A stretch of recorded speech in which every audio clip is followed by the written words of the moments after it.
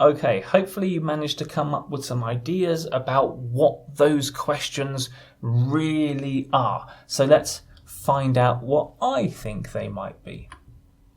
Okay, once again, these are just suggested answers. My answers are not the correct answers. They are only possible correct answers. Each piece of writing has its own context.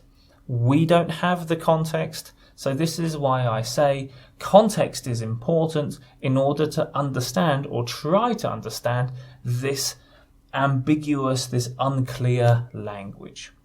Okay, question number 1. If your attendance could be confirmed, I would appreciate it. Might be, please could you confirm your attendance? And here we go, we've got a strong verb. Confirm your attendance. Please could you confirm your attendance? Number 2, I would appreciate it if the documents were sent by registered post. Could you please send the documents by registered post?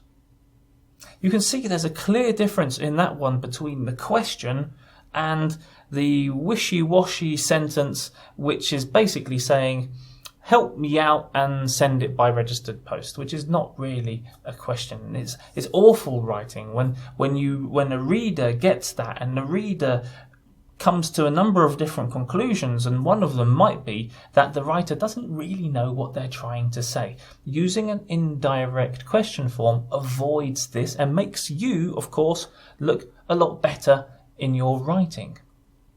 We would appreciate the documents being signed and returned to us quickly.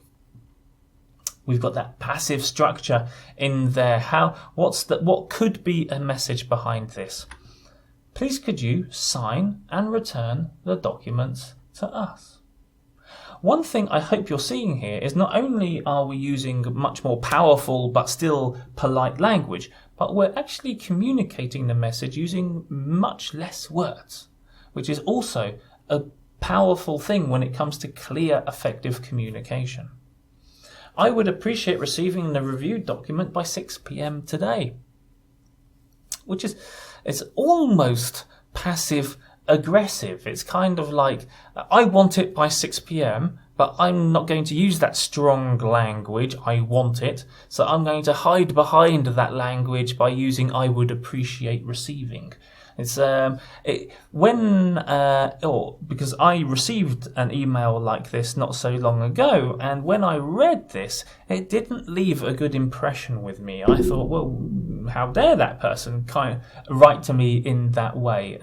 Because that message, which I think, or I believed at that time was, please could you send back the documents you reviewed today by 6 p.m, is a much gentler but still professional way of asking a concrete question and expressing exactly what the writer wants. And lastly, number 5, your quick response would be appreciated. Really should be, please could you respond as soon as possible.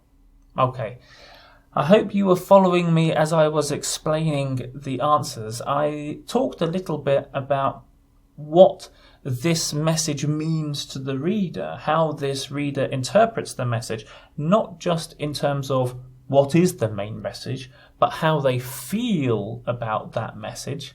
That is a real thing.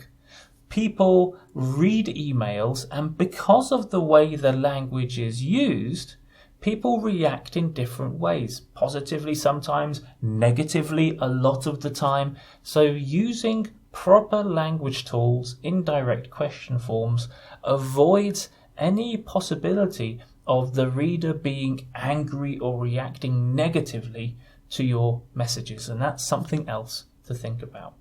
Okay, let's move on to lesson 14.